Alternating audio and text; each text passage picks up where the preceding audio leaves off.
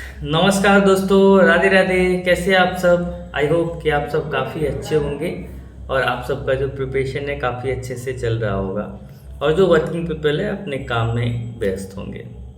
दोस्तों, आज हम लोग बात करेंगे रिगार्डिंग पीएचडी आरएसी जो होता है पीएचडी के अंदर, जो कि एक ऐसा प्रोसेस है, एक प्लेटफॉर्म है या फिर एक जो भी आप कह लीजिए एस्पेक्ट्स है, जहाँ टीचिंग लाइन के लिए पीएचडी जो है काफ़ी अनिवार्य होता है।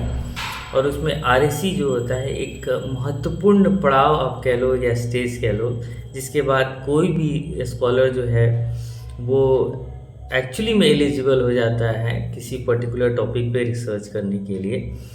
तो दोस्तों, कल मेरा आरएसी था और क्योंकि मैं पीएचडी कर रहा हूँ तो कल मेरा आरएसी था और एज असिस्टेंट प्रोफेसर मैं गवर्नमेंट इंजीनियरिंग कॉलेज बिहार के अंदर मैं काम करता हूँ। तो जो भी टीचिंग प्रोफेशन में है, कॉलेज में है, यूनिवर्सिटी में है, उनके लिए पीएचडी काफ़ी अनिवार्य हो जाता है, काफ़ी इम्पोर्टेंस रखता है। अब जो भी ये वीडियो देख रहे होंगे जो टीचिंग प्रोफेशन में हो तो समझ रहे होंगे कि पीएचडी कितना इम्पोर्टेंस रखता है। इससे पहले मेरा नीट और जेआरएफ दोनों क्वालिफाई है। तो मैं I am a NEET JRF qualified candidate. तो इसके बदौलत जो है मैं एक्चुअली यहाँ पे वर्क कर रहा हूँ एज असिस्टेंट प्रोफेसर। तो चलिए बात करते हैं आरईसी के बारे में। सबसे पहले मैं बता दूं कि मेरा जो पीएचडी का टॉपिक है वो impact of social media marketing on consumer behaviour है ना, with special reference to the Motihari Bihar. ठीक है, मैंने जो अपना रीजन और एरिया जो सिलेक्ट किया है, मेरा जो होम टाउन है वहाँ मैंने मतलब रिसर्च के लिए मैंने उस रीजन को सिलेक्ट किया है और वर्किंग में कहीं और हूँ, लेकिन मैंने रीज़न अपने घर होम टाउन को ही सिलेक्ट किया हुआ है। उसका रीज़न ये है कि वहाँ से मुझे रिसर्च करना और डाटाज को कलेक्ट करना मेरे लिए काफ़ी इजी हो जाएगा, आसान रहेगा, इसलिए मैंने ये टॉपिक के साथ जो रीज़न है वो मैंने।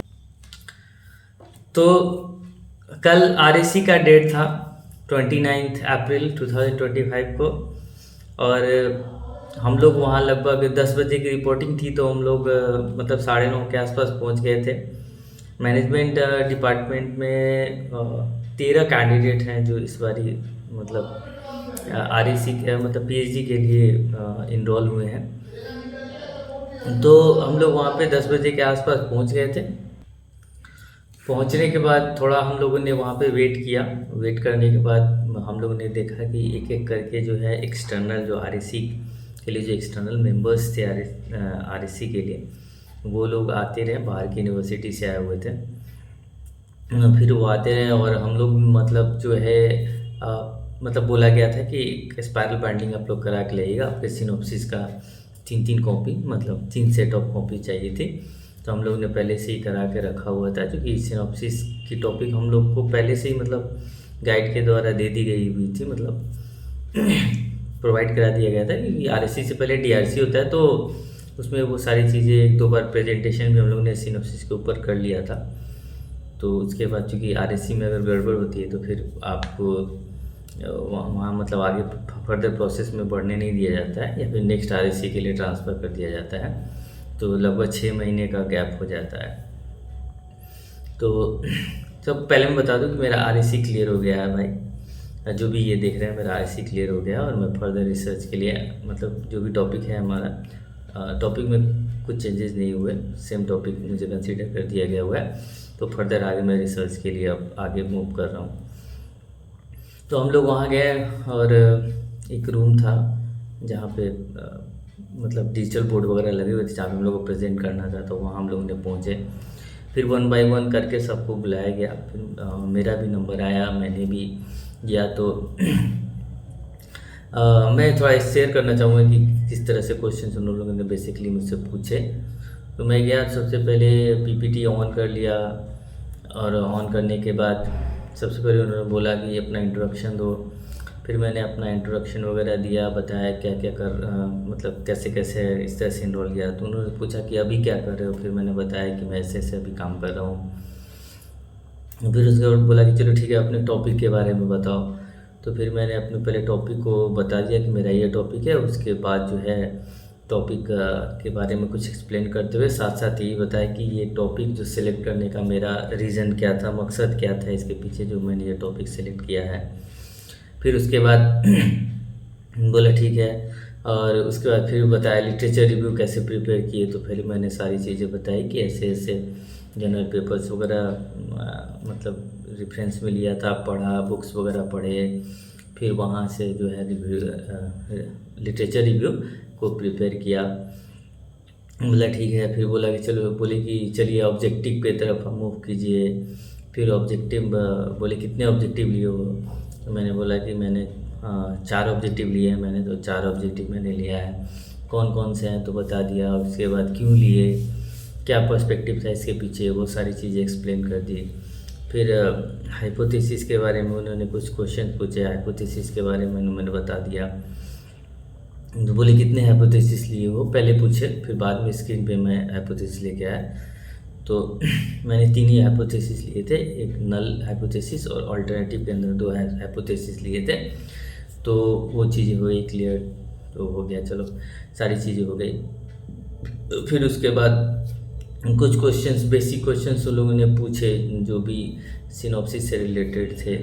थोड़े बहुत क्वेश्चंस वगैरह पूछे गए हैं, जैसे सैम्पलिंग के बारे में पूछे गए। सैम्पल साइज मैंने 350 to 400 लिया था, तो ये क्यों लिए, कौन सा सैम्पलिंग यूज़ करोगे, और हाँ हाइपोथेसिस के अंदर भी किस तरीके से मतलब हाइपोथेसिस को यूज़ करोगे, क्या होता है हाइपोथेसिस, ये सब चीज़ें क्वेश्चन उन्होंने पूछा।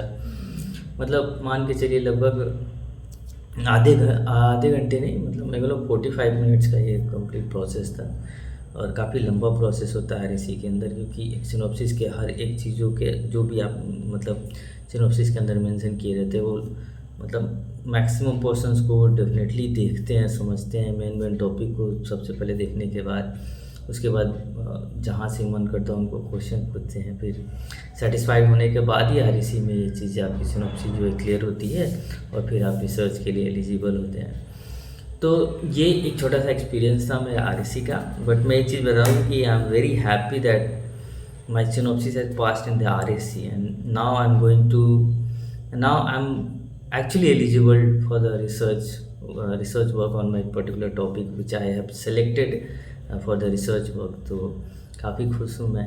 और क्योंकि ये चीज़ें क्या होती है कि आप एक देखो पीएचडी डिग्री क्या होता है कि आपके नाम के आपके जो करियर के साथ जुड़नी स्टार्ट हो जाती है। और पीएचडी एक ऐसी डिग्री है जो आपके नाम के पहले सैल्यूटेशन दे देता है। जैसे अभी मिस्टर लगा के घूमता हूँ या फिर नहीं भी लगाता हूँ, लेकिन जैसे पीएचडी कंप्लीट हो जाएगा तो मेरे नाम के आगे ऑटोमेटिकली डॉक्टर लग जाएगा। तो डेफिनेटली ये काफ़ी समझो कि एक किसी भी इंसान के लिए अगर पीएचडी करता है तो एक बड़ी अपॉर्चुनिटीज होती है। और पीएचडी जैसे माना जाता है इससे बड़ा एजुकेशन है नहीं। तो काफ़ी अच्छा हूँ, मतलब काफ़ी खुश हूँ। और मुझे ऐसा लग रहा था कि आपके साथ ये चीज़ें शेयर करूँ, आपके लाइफ में भी ये चीज़ें देखने को मिल सकती है।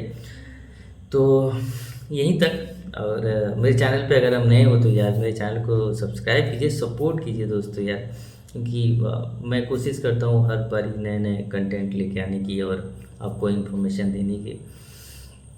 एक चीज़ मैं बताऊँ, नेट जेआरएफ के रिगार्डिंग जो भी अगर आपको इन्फॉर्मेशन चाहिए होगी, पीएचडी के रिगार्डिंग जो भी इन्फॉर्मेशन चाहिए होगी, तो डेफिनेटली आप मुझे कमेंट कर सकते हैं। मुझे मेरे टेलीग्राम चैनल पे आप कनेक्ट हो सकते हैं, मुझसे बात कर सकते हैं। जैसा भी हो आप डेफिनेटली कनेक्ट हो, और चैनल को सब्सक्राइब, लाइक और शेयर जरूर कीजिए। बहुत बहुत धन्यवाद।